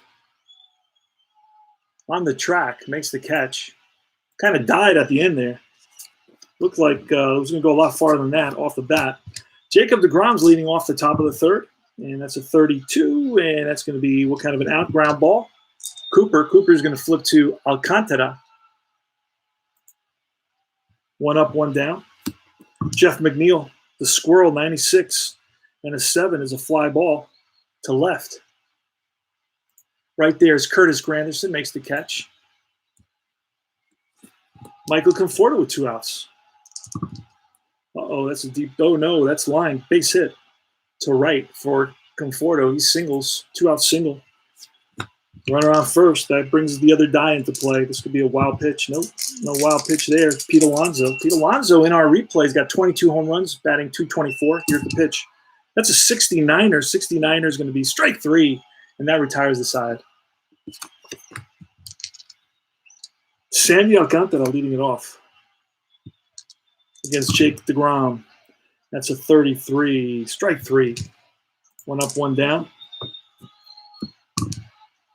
11 on Miggy Rojas, and that's a ground ball and through the left side for a 1-out single. Rojas on at first. Rojas, a 1C. I'll throw to see if he steals. Nope, too high. Got to be a lot lower than that with these guys. These are not real base stealers, so they're not gonna steal that often. I could have thrown that as well. Nope. Neil Walker, runner on first, 1 out. Here's the pitch. That's foul back. Okay, that's a 19, strike 3. Walker down swinging for the second time. It's 2 strikeouts for deGrom in this inning. And Garrett Cooper, he's got good power, 66. And that's a strikeout, and deGrom strikes out all 3 batters here in the bottom of the third.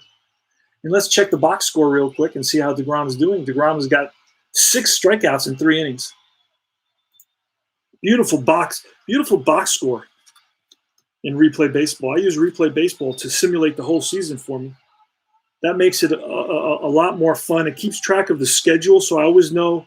Like, I go from game to game to game, from replay to replay to replay, and I don't have to keep track of anything because I know exactly where I left off because it's in the memory of the CPU. So if I want to go back to 1969, I just go there and I go right to the game that I left off on. Otherwise, I got to write all that stuff down, and I forget because you have 6 different replays going. You forget. I don't know. Somebody's trying to contact me. Let's see what's going on. Hold on. In case we get infected with the virus, do we have a plan for quarantine? Dallas has National Guard on streets. Information. We're in San Antonio. So this is getting serious business, and I'm glad. People should stay home for a while, man. You know, it's not going to hurt anybody to stay home for a little while, especially if you got tabletop baseball. I think the tabletop baseball industry should shoot through the roof. right? They should do really well. All right, it's going to be Dom Smith. They're playing a doubleheader, a deep drive doubleheader. And here goes. That's a 99, and an 8 is a fly ball center field. Puello there. Heck of an outfielder, that kid Puello. He's got 4s in left, right, and center, and that's a good number. You don't get a lot of 4s in this game. Robbie Cano. 99 again. That's a fly ball. Line to center. Racing in is Puello, and he gets there. Read that perfectly. Wow. Kid has special ability. All right, Wilson Ramos, and that's a 0-6. That's going to be line base hit to left. Frozen rope by Wilson Ramos, 2-out single. Todd Frazier, we're looking for a 1 on that 20-sided die. We don't get it. It's a 70. Strike 3, and Frazier down swinging. That retires the side. Next is Brian Anderson against Jacob deGrom. No score in this game. That's a 42 and a 4. And that's a hard hit ground ball to the third baseman Frazier. He scoops it, rifles to first in time. 5-3. Starlin Castro's next. And it's a 73. Let's see what happened there. That shouldn't have happened. Why did that happen? All right, it's a 73 and a 3, and that's a strikeout. 2 outs. Curtis Granderson is next, and that's a 17, and strike 3. So 2 more strikeouts. That's 8 strikeouts in 4 innings for deGrom. We go to the top of the 5th. Adeiny Chavarria is up. And he's got 4 home runs, 253 average. In reality, he had 9 home runs and a 241 average. So this is right on the money. 88. That's going to be off Alcantara. 88 and a 9 is fly ball center field. And Puello cruises over, settles under it, squeezes it. 1 away. deGrom, decent hitter. It's a 41, and a 0 is going to be lined and caught by the leaping Rojas. Timed it perfectly. L6. So deGrom hits it on the screws, but right at the shortstop. Jeff McNeil. Pitch from Alcantara. That's a 60, and that's ball 4. So McNeil walks. He's on at first. We're going to try to see if we get a stolen base out of him. It's got to be low. Ooh, 20. If I get that to fall over, and I got it. Maybe a steal. Alcantara is a +1. Let's see what Holiday is. Holiday is nothing. No rating. So it's a +1. So that would make McNeil a 2D. A 2D is it's got to be 18 or less. And what do we roll? A 20. So 0 to 7 would be a stolen base. 8 to 18 would be an out. Again, a guy who's not a base. He stole 5 bases in almost 600 plate appearances. So he's going to need a lot worse a pitcher to steal against and a lot worse a catcher than that. All right, so McNeil attempts it, but he does not get the lead. And here's going to be, we got to throw one of those. We'll throw in another one again. And 2, almost a 1. That would have been a potential wild pitch. Michael Conforto with 2 outs. Top of the 5th. No score. 54. That's a deep drive. And that's a deep drive to left, right center field. Brady Anderson back. And that's going to be 68, it looks like. 68 is going to be 1 hop off the wall. And McNeil, with 2 outs, is going to be fast. We may have to roll. There may be a play to the plate here. They may try to score him. Let's see what happens. I got to look at this chart. A double.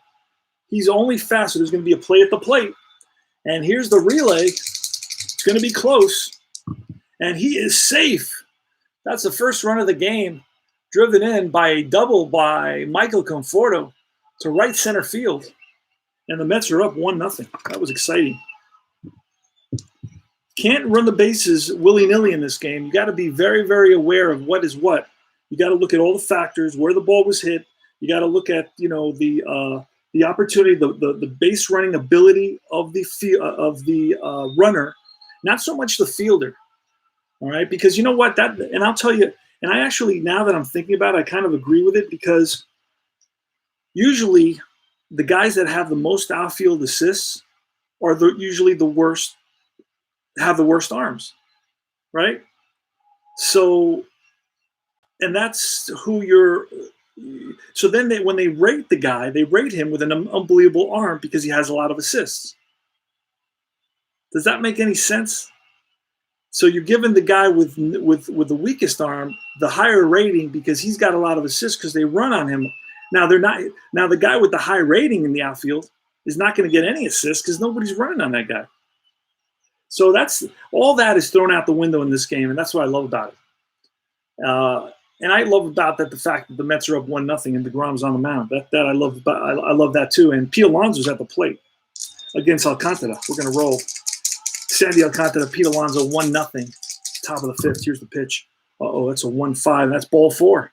So he's very, very careful with Alonso and walks him with first base open. Much rather pitch to the lefty, Dom Smith. There's 2 outs, and here's the pitch, and that's a 71. 71 is strike 3, and Dom Smith down swinging. That retires the side. Beautiful. Cesar Puello's leading off the bottom of the fifth against DeGrom. There goes. That's a 0-9er, and that's a ground ball up the middle and through for a base hit. So leadoff single for Puello. Puello is very slow, so he's not going to be doing very much on the bases. Going station to station, an 86 and a 5. A 5 is a hard hit ground ball. Ripped to Cano. Cano to Chavarria. Back to first. 4-6-3 double play. And it's Alcantara the pitcher. 2 outs. Just like that. It's a 35. That's strike 3, and that retires the side. That's DeGrom's ninth strikeout of this game. Top of the 6th. We're moving and grooving. Alcantara. 11. That's going to be line base hit to right. Cano on with a single. Wilson Ramos. We got to roll this. 72. 72 is going to be a defensive check. We had a lot of those in the first inning, but no more since then. So we're going to have to roll here. Let's see if it's a 39 is going to take us to the error chart. Error chart says 84. 84 is against the center fielder. And Puello is a great center fielder. He's actually a 4. What do we roll? 84. And he's going to make an amazing catch. Oh, that's a left fielder. Hold on. That's a left fielder. Left fielder, Granderson. I don't know if Granderson is as good.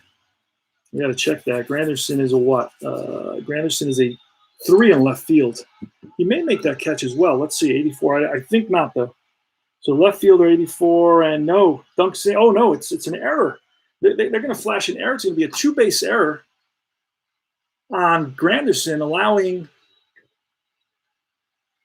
Ramos to make it to second base. So that's an error plus, and that puts an error plus on the left fielder. So that's off his glove, and Ramos is going to make it all the way to second base, and that's unusual to see Granderson blow a play like that. And it's Todd Frazier with second and third, and in this case, the Marlins are going to bring the infield in here. You're going to have the infield in against Todd Frazier. Sandy Alcantara can go 10, so here's the pitch. It's a 19. It's a 19, and a 19, strike 3. Frazier gets rung up by Alcantara. There's 1 out now. Echevarria, who runs on second and third. The Mets are up 1-0. We're in the top of the 6th. The Mets threatening to score some more. Here's the pitch. And that's a deep drive. Deep drive, left center field. Granderson and Puello converge on the warning track. And that ball is off the wall for a double. And that's going to score Cano and Ramos right behind them. It's a 2-run double by Adeiny Echevarria. And the Mets are up 3-0. Jacob DeGrom is next. Pitch to DeGrom. 0-1. That's a deep drive off the bat of DeGrom. Deep into right field. Back goes Anderson, and that ball is going to be caught in right field. Now, that's a deep drive. Let's see, a 94 would be a deep drive. So this may be an opportunity for Echevarria to score. Not to score, but to advance. Let's see. Echevarria is fast. So let's see if he can advance to third base. I may have to roll for that, and I just may do it for fun. Let's see. On a deep drive to right field, a fast runner, yes, he can tag up. So Adeiny Chavarria is a fast runner. Let's double check that. Yep, he's fast right there. So he's going to tag up. He's going to go to third. So I'm going to have to go to detail for that, and that's a fly ball, right field, and the runner is going to go to third, safe, done. All right. So now it's the flying squirrel McNeil. We're keeping Cantera in there. That's nice. I like to be able to do that. With a 10, you can do that. Unless he's getting killed, right? A 62, that's ball 4. So now we're going to – pitching coach is going to go out there and talk to Alcantara.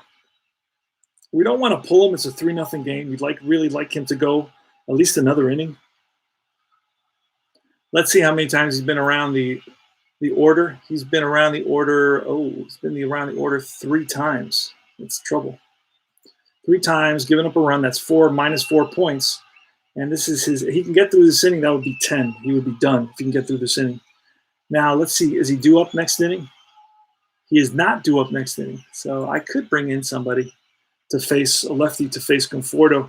And I'm going to do that. I'm going to look for a lefty that will give me some sort of split advantage, platoon advantage. He would have to be a lefty with a circle. Let's see if I have a lefty with a circle here. These guys definitely. There's another guy who's been pitching. Don't have a lefty with a circle who is a lefty specialist. JT Real. That's his hitting card. That's his hitting card. Hitting card. I don't have any lefties. Yep. Don't have anybody to get that advantage off of. So I'm going to let Alcantara go one more batter. Give him a vote of confidence. He says he can get this guy out. Let's see what happens. All right, so let's roll. Runners on first and third. And yes, he does. That's going to be popped up behind the plate. Holiday flips his mask away, gets under it, and he makes the catch. And that's the third out. So Alcantara gets out of the inning, although he gave up 2 runs. But one of the runs came primarily because of that big error, that 2-base error by Curtis Granderson in left field. All right, so we go to the bottom half of the 6th inning. Going to roll 3 dice. Jacob deGrom's got a 3-hitter going. That's a 91. That's going to be another out. That's real high. It's a slow grounder to third base, and charging in is Frazier. Bare hands it. Fires the first. Oh, in time. Great play. Alonso scooped it. Low throw. And it was a nice scoop by Alonso. It got one of those, that wasn't really a short hop. It was kind of like an in-between hop, and that made it a real tough play for Alonso at first base. 1 away, 5-3, put out. Miggy who's up now? Wait a second. That was Miggy Rojas. Now it's Neil Walker. It's a 57 off DeGrom, and that's a base on balls. That's the only number that DeGrom can walk down is a 57. And that landed on 57. Look at that. So it's a base on balls, a 1-out walk to Neil Walker. Here's Cooper now. We're throwing the extra die, the extra 20. If it's a 1, then we're going to have a wild pitch potential, pass ball potential. 24 is strike 3, and Cooper strikes out. And that, I'll tell you what strikeout that is for DeGrom in this game. That's strikeout number 10 for DeGrom. Brian Anderson, here's the pitch with 2 outs. It's a 13, and that's going to be ball 4. So 2 walks in the inning. So DeGrom didn't really like that call. Is staring in at the home plate umpire. And a little bit frustrated. DeGrom, who usually is very stoic, doesn't poker face, doesn't show much emotion on the mound, is kind of gave the home plate umpire a look there. And it's going to be Starlin Castro with runners on first and second. Now, a home run here would tie the game. We don't want that to happen. Let's see what happens. You never know. Not easy to hit a home run in Marlins Park. That's a 56, and that's going to be a ground ball in through the left side. Walker is going to hold up. Yep, Walker's going to hold up, although he is fast, but that was not going to score on that. Dom Smith was right on that. It was hit hard enough for Dom Smith to get to it quickly. They're going to hold up, especially down by 3 runs here. Bases are loaded now for Curtis Granderson.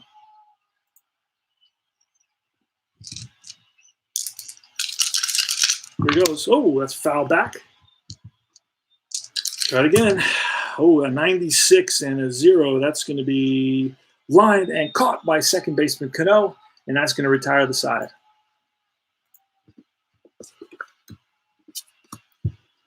All right. We go to Pete Alonso. Alcantara is going to be out. And who's up after Alonso? Lefty and a lefty. So we're going to bring in a guy named Jarlin Garcia. Jarlin Garcia is coming in. And there he is. All right. Here's the pitch to Alonso. Oh, that's a deep drive.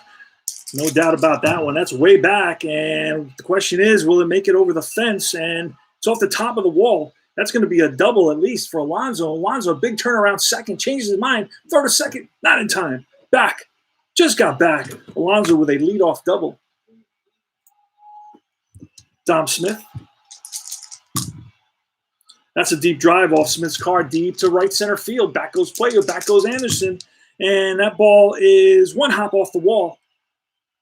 Alonso is going to score easily, back-to-back doubles for Dom Smith and Pete Alonso.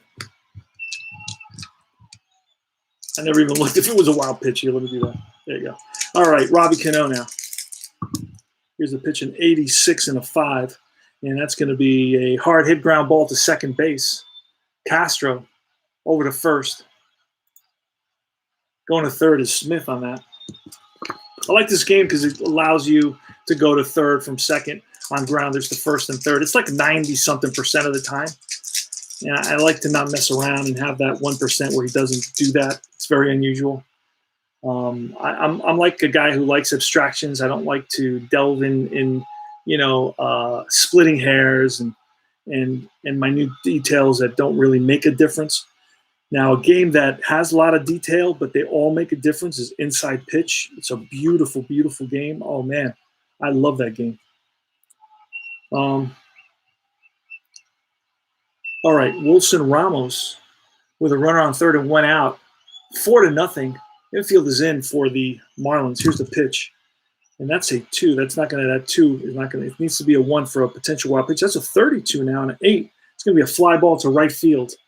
Smith, let's see what Smith, his speed. Smith is fast or base running ability. An F base running ability may be able to score on a 3-2 fly ball to right field. F9, and it says an F will score. That's a sacrifice fly. Deep enough, Anderson tagging Smith, the throw to the plate, not in time. So it's a sac fly to the right fielder, and that's 5-0 Mets. And now here's the pitch. Oh, and 26 is a strikeout, and that's going to retire the side. Frazier strikes out. And we go to the bottom half of the 7th inning. DeGrom is pitching a 4-hit shutout. It's a 98 and a 5. 5 is a hard hit ground ball to Cano. Cano over to first. 1 up, 1 down. Cesar Puello out. Next is Holiday. It's a 51. That's a deep drive off of DeGrom. And 84, that's going to split the outfielders and roll in there. Oh, and 84 is going to be caught. Caught deep left field by Dominic Smith. F7. And Sandy, no, now it's the pitcher's spot, so we're going to get a pinch hitter. Who are you going to call? You're going to call Harold Ramirez, the pinch hit. Harold Ramirez, the pinch hit against DeGrom. We could bring in JT Riddle, but we're going to save him. So here comes Harold Ramirez. He's in there against DeGrom. That's a 54, and that's going to be line base hit to center. Frozen rope by Ramirez. So with 2 outs against DeGrom. 2-out single. Miggy Rojas, a veteran player, is batted 284. In the replay, is batting 295. That's a deep drive off Rojas' card. And back goes Smith. Conforto. And that's a 0-0. And that's going to be blah, blah, blah, blah, blah. 0-0 with a 5 is going to be caught by the center fielder Conforto. And that's going to retire the side. So he gave it a ride, but it did not carry. Go to the top of the 8th. Adeiny Chavarria. We're going to have to bring in a new pitcher now. It's going to be Austin. Let me see. Is Austin? No, not Austin Bryce. Let me see. Austin. Not Austin Dean. He's a.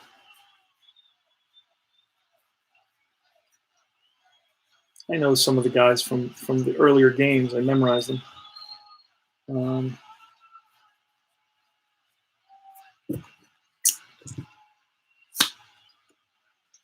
Let's see. Chen Romo, Tyron Guerrero, Prada, Trevor Richards, Steckenbacher. Elieser Hernandez is in there. Elieser Hernandez. There you go. All right. And he's going to face Chavarria as a 2-run double in this game. Here's the pitch, and that's a 67. That's strike 3, so down swinging is Chavarria. Who's up next? DeGrom is up next. Pitch of DeGrom. The pitch from Hernandez at 25. That's a defensive check. Defensive check off the card of DeGrom. See how long this takes us. That's a 56, and that's going to be a ground ball to second base.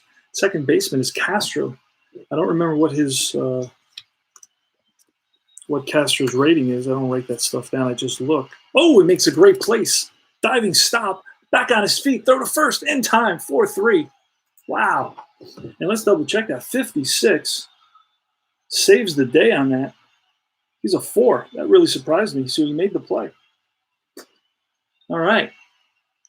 And now it's the flying squirrel with 2 outs, Jeff McNeil. Jeff McNeil in our replays batting .307 with 9 home runs. Right on the money. Here's the pitch, 46 and a 5. And that's going to be a slow grounder, shortstop. Rojas charging, bare hands. It fires to first. Safe, no out. And he is out. Wow. All right. So we go to the bottom of the 8th. It's going to be DeGrom is still in there. He's got a shutout going. Let's take a look at some of his if he you know what, with the shutout, I'm going to do that extra point, because an extra point comes from pitching 3 consecutive innings where you allow no base runners. So at the bottom, he allowed a base runner in that inning, then he allowed a base runner in that inning, so then he allowed a base runner in that inning. So he does not get that advantage at all in this game. So he's not pitched that well. And so let me count up what the deal is here. He may be able to go this inning because he's got 10 points to give. He's been through the lineup. Let's see how many times. He's been through the lineup. This is going to be his – so 3 times through the lineup. This is his 4th time. That does not count. 3 times because he hasn't been through the whole lineup for the 4th time. So that's 3. He hasn't given up any runs. It's only 3. He can go 10.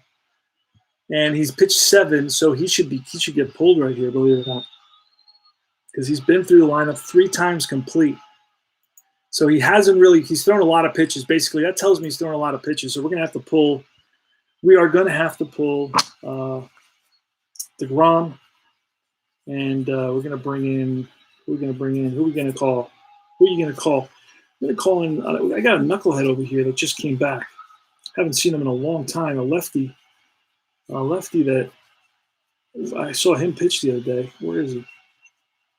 Luis Avilan. He's a lefty specialist. Yeah, there's no lefties coming up, so I don't know. Let me check the box score, the official box score here, to see who the Mets are bringing in this game, this DeGrom game. All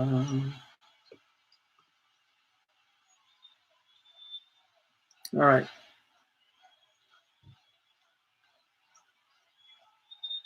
Oh, Wilson and Familia. But okay, so I'm bringing in Familia. Familia is a guy that pitches a lot. So I'm bringing in Familia. Hopefully he doesn't blow it on DeGrom, but that happens in reality. So he's a terrible pitcher, by the way. Familia is horrible.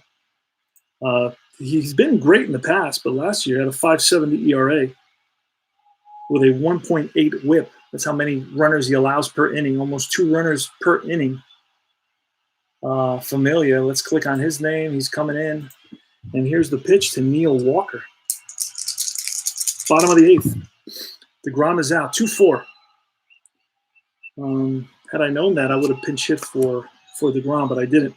2-4. Anyway, That's a strikeout. So Familia strikes out Neil Walker to start the inning, and it's Garrett Cooper. Garrett Cooper's pretty good first baseman, good defensively. 47 and a 2, and that's a hard hit grounder to Alonso at first. He's going to take it himself. 3 unassisted. He had plenty of time since it was hit so hard. But at times he can dive in the hole, and then he'll need to flip it to the pitcher covering. Brian Anderson, so it's not always either or. But that's a 67, and that's going to be ball 4. So a 2-out walk by Familia. He had a lot of issues finding the plate in 2019. Familia did. Now we're going to throw that extra dive for the wild pitch. That's a 61. 61 is going to be a little ground ball and through the left side for a base hit. Runners on first and second for Curtis Granderson. So this is Familia doing what he does best. That's a 39 and a 1, and that's going to be popped up left side. Todd Frazier waits for it, makes the catch, and that retires the side. All right. I believe Familia. I believe that was Granderson, right? Or Castro. Let me look. That was Granderson made that last out. Okay, so he gets pulled over here. Top of the 9th. It's Michael Conforto. We're going to get Eliezer Hernandez is also another guy that can go 1 inning. RP1. Some of these guys don't have that. He was primarily a starter, so they don't bother to give him the extra. So let's see who else we got going here today in this game. I'm going to bring in another relief pitcher very quickly. I do it very quickly, so it's not like something that takes long. I just have to see who else. Sergio Romo's coming in. They used Sergio Romo in this game. Oh, but wait, they were using him as a closer, so I'm not going to use him. Who else did they use? Did I pitch Chen in this game? I don't know if I did or not. Let's see. Did I pitch Chen? I did pitch. Oh, no, I didn't pitch Chen in this game. So Chen's coming in. He's a lefty. Mets have a couple of lefty batters facing Conforto. All right, here goes. Chen versus Conforto. Top of the 9th, 5-0 Mets. That's a 24. That's a strikeout. Down looking is Conforto. Pete Alonso's next. 96 and a 5. And that's a hard hit. Ground ball to the second baseman, Castro. Scoops it over to first. And it's Dom Smith. Dom Smith batting .319. Here's the pitch from Way. And actually, Way is going to have a double advantage. 98, but that's way out. He's ripped to second base. Castro rifles to first in time, and that retires the side. And we go to the bottom of the 9th. Here comes Diaz again. Let's give him a chance to blow this game. Edwin Diaz. Here goes. Cesar Puello against Edwin Diaz. It's an 88. A 188 and strike 3. And Puello's down swinging. 1 up, 1 down. Edwin Diaz has a 4.98 ERA in 43 innings, 22 saves. Edwin Diaz versus Brian Holiday. Here's the pitch. That's a 31, and that's going to be a 9. That's a deep drive, center field. Conforto right there. 2 up, 2 down. Who did they use? JT Riddle. Let's see if we can find JT Riddle. I saw him before. There he is. JT Riddle comes in to pinch hit. He actually pinch hit in this game. I like to, and this keeps the roster. I'm replay baseball on the side, and this keeps the rosters for me, so I know exactly who's in there. So I don't put in the guy that wasn't with the team. So JT Riddle, there's 2 outs, bottom of the 9th. The Mets are up 5-0. Oh, actually, I didn't even need to bring in Edwin Diaz. It's 5-0. I thought it was a save situation. Anyway, I'm not going to worry about it. He's in there. And, that's foul back. That's a 77. And a 77 is strike 3 and the game's over. Edwin Diaz comes in there and doesn't get a save because it wasn't a save opportunity. Jacob deGrom goes 11-2, improves his ERA for sure. Alcantara goes 5-9, loses another one. The Mets go 45-48. Let's see, Jacob deGrom, 11-2 with a 2.02 ERA. Familia went an inning. Diaz went another inning. Let's see. Let's look at the Mets offense here using the box score. Replay Baseball gives you a beautiful box score. Nice and clear and bright. Conforto had 2 hits, raised his average to 284. Ramos had 2 hits, raised his average to 283. Chevalier had a big 2-run double, batting 256. No home runs for the Mets. And that's going to be it. So this is CP Cards and Dice. That was a doubleheader, deep drive doubleheader. Your home for tutorials and strategy, player profiles, history reviews, news, tips, tops, baseball cards, rants, unboxings, and lots of chat.